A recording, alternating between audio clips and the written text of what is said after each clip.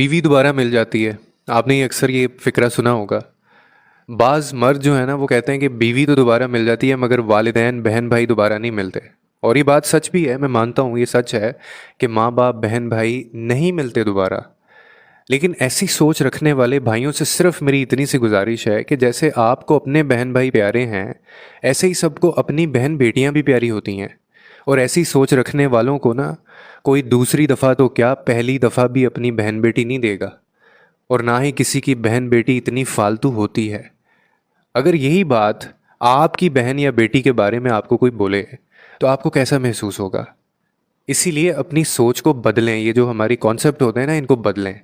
और ये बात समझें कि हर रिश्ते का अपना एक मुकाम होता है। जिस तरह आपके अपने हैं ना, आपकी अपनी बहन बेटियां हैं, इसी तरह दूसरों की भी बहन बेटियां और अपने हैं, और वो उनको उतने ही प्यारे हैं जितने आपको प्यारे हैं। लेकिन हम